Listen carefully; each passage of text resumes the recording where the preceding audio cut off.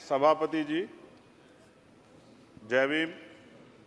महामहिम राष्ट्रपति जी के अभिभाषण पर धन्यवाद प्रस्ताव पर बोलने को आपने मुझे अवसर दिया, इसके लिए मैं आपका आभारी हूं। सभापति महोदय, सर्वप्रथम मैं बहुजन समाज में जन्मे सभी संतों, गुरुओं, महान पुरुषों को नमन करता हूं, जिनमें महात्मा ज्योतिबा फूले, डॉक्टर बाबा साहब अम्बेडकर और मान्यवर काशीराम साहब को मैं याद भी करता हूं आज के दिन पर। साथ साथ नगीना की महान जनता और भीम आर्मी और हमारी पार्टी आज़ाद समाज पार्टी काशीराम के साथियों का भी धन्यवाद करता हूं। इसके बाद अपने कुल गुरु जगत गुरु सदगुरु रविदास जी महाराज को भी मैं नमन करता हूं, जिन्होंने दुनिया को लगभग 600 साल पहले बेगमपुरा शहर के रूप में दुनिया का सबसे महान लोकतांत्रिक दर्शन दिया। अध्यक्ष महोदय, माननीय सभापति जी, 14 अगस्त 1947 को ये देश अंग्रेजों के अधीन था। 15 अगस्त 1947 को हम लोग आज़ाद हुए। 16 अगस्त 1947 को देश आज़ादी में था, लेकिन धन धरती राजपाट में बंटवारा नहीं हुआ। जो साधन संसाधन थे उनमें बंटवारा सही रूप से न होने के कारण एक बहुत बड़ी आबादी सुविधाओं से वंचित और सम्मान से वंचित रह गई। उनको सम्मान देने के लिए और अंतिम व्यक्ति तक सुविधाएं पहुंचे, इसके लिए लोकतंत्र की व्यवस्था हुई। लेकिन आज़ादी के 70 साल बाद भी हम कहाँ खड़े हैं, इस पर ये चिंता का विषय है। मैं मानता हूं कि सामाजिक न्याय तभी होगा माननीय सभापति जी, जब जातीय जनगणना पूरी होगी और जातीय जनगणना कराई जाएगी और साथ साथ संख्या के आधार पर आरक्षण जो है वंचित वर्गों का बढ़ाया जाएगा। उसके साथ साथ जब राष्ट्रपति जी अभिभाषण पर बात रख रही थी तो उन्होंने शहरी और ग्रामीण क्षेत्रों के विकास की बात कही और ये भी कहा कि दुनिया में सबसे उत्तम शहर हमारे यहाँ बने। लेकिन माननीय सभापति जी, 70% आबादी तो गांव में निवास करती है, तो गांव की आबादी के बारे में भी सोचना होगा कि उनका जीवन कैसे बदले। माननीय सभापति जी, उच्च शैक्षणिक संस्थानों में बहुजन समाज के जो छात्र हैं उनके साथ कास्ट एट्रोसिटी हो रही है, निरंतर उनकी हत्या हो रही है। साथ साथ जो सरकारी कर्मचारी हैं दफ्तरों में, उनके साथ भी जो SC ST OBC और मुस्लिम और अन्य धार्मिक अल्पसंख्यक उनके साथ भी माननीय सभापति जी जातिगत और धार्मिक जो है शोषण किया जा रहा है। इसलिए मेरी मांग भी है कि पुरानी पेंशन को भी अध्यक्ष जी बहाल किया जाए। जो कर्मचारी देश की सेवा में लगे हैं उनका भी सम्मान होना चाहिए। साथ साथ सभापति जी, भाजपा ने चुनावी लाभ के लिए सबका साथ सबका विकास के नारे दिए जो खोखले हैं, क्योंकि 10 साल में दलित, पिछड़े, आदिवासी, मुस्लिम और अन्य धार्मिक अल्पसंख्यक जो अत्याचार हुए हैं वो किससे छिपे हुए नहीं हैं। ये गलत है, ये बंद होना चाहिए।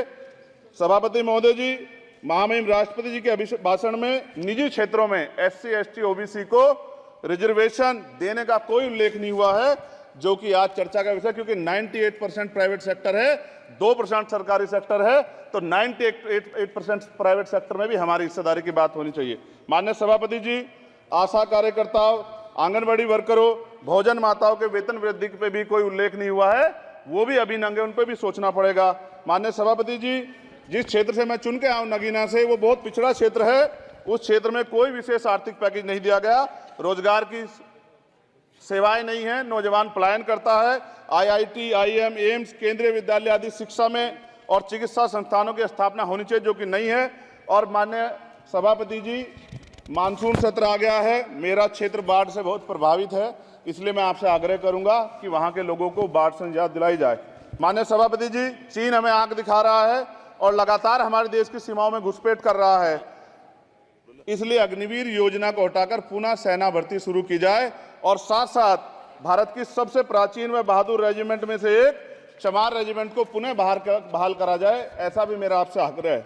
माननीय सभापति जी, पिछले सारे प्रधानमंत्रियों ने मिलकर जितना कर्ज लिया है उससे दुगना कर्ज हमारे वर्तमान के प्रधानमंत्री जी ने लिया है। किसान अगर अपना कर्ज माफ कराने के लिए जाता है तो लाठी झेलनी पड़ती है, जबकि सरकार ने धन्ना सेठों का 15 लाख करोड़ रुपया माफ किया है।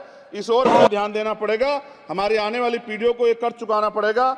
माननीय सभापति महोदय जी, किसानों को MSP की लीगल गारंटी तथा किसानों का कर्ज माफ होना चाहिए। साथ साथ 2 अप्रैल 2018 को SC ST के बच्चों पे बहुत बड़े पैमाने पे मुकदमे लगे थे, वो हमारी लड़ाई सही थी, ये सुप्रीम कोर्ट ने माना और बाद में सरकार ने माना, वो मुकदमे तुरंत वापस होने चाहिए। माननीय सभापति जी, प्रेस जो है उस पर भी शिकंजा कसा जा रहा है। जो पत्रकार सरकार के खिलाफ बोलता है नौकरी से हाथ धोना पड़ता है, और सोशल मीडिया हमारा हथियार है, उस पर तरह तरह के प्रतिबंध लगाए जा रहे हैं और विरोध करने वालों को सोशल मीडिया हैंडल भी सस्पेंड करा दिए जा रहे हैं। साथ साथ सभापति जी, पेपर लीक और परीक्षाओं के कैंसिल होने से देश के नौजवानों का भविष्य खतरे में है। नीट, यूपी सिपाही भर्ती सभापति जी और 69,000 शिक्षक भर्ती में आरक्षण घोटाला हुआ है, कोई पूछने वाला नहीं, खून के आंसू रो रहे हैं बच्चे, बेरोजगारी का दंश युवा झेल रहे हैं।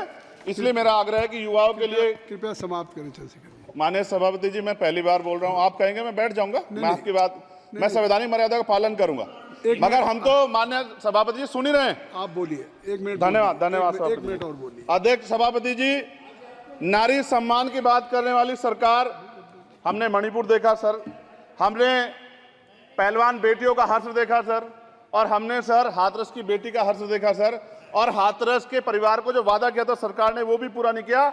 और महिलाओं में भी, स्पेशली दलित, पिछड़े और मुस्लिम वर्ग की, आदिवासी वर्ग की महिलाओं के साथ आज भी एनसीआरबी का डाटा कहता है सर जो जुल्म हो रहा है वो सहनीय नहीं है सर।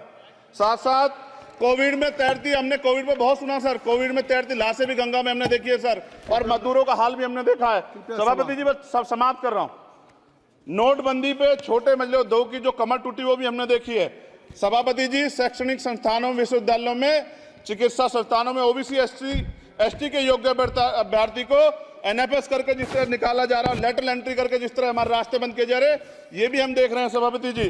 साथ साथ मेरा ये कहना है सर, ये सबका इशू है कि प्राइवेट कर्मचारी सर और सरकारी भी कई जगह पे 8 से ज्यादा घंटों से काम करते हैं, और उनको जो सर उचित वेतन भी नहीं मिलता, तो न्यूनतम वेतन 20,000 रुपए तय हो और 24 घंटे की ड्यूटी। उदाहरण के तौर पर यूपी पुलिस सर बहुत पूरा काम करते हैं वो लोग, वो राज्य के विषय हैं। आप सर मैं आपके राज्य सरकार के लिए भी आपके संज्ञान में डाल रहा हूं विषय सर। पुलिस सब जगह है सर, लेकिन सवाल ये है सर, बहुत पसीना बहाते हैं, 8 घंटे की ड्यूटी और वेतन विसंगति, बॉर्डर स्कीम से उनको जो बाहर किया जाए। माननीय सभापति जी, 1 मिनट चाहिए सभापति जी। राष्ट्रपति जी ने धर्म के बारे में बात की थी, राम मंदिर से पहले हमारे गुरुघर तुगलकाबाद का फैसला आया था राष्ट्रपति जी, वो सभापति जी अभी तक दिल्ली में स्थित सदगुरु रविदास जी महाराज का गुरुघर नहीं बना।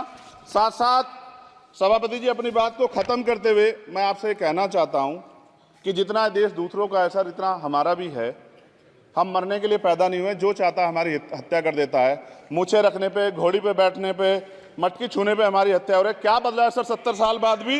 दलित, पिछड़े, मुसलमानों पे हिंसा नहीं रुक रही है सर। मेरा आपसे संरक्षण के साथ ये आग्रह है कि इन घटनाओं को रोका जाए, और देश किसी की बपोती नहीं है, देश संविधान से चलता है सर, और संविधान से चलेगा। संविधान छेड़खानी बर्दाश्त नहीं की जाएगी सर। धन्यवाद।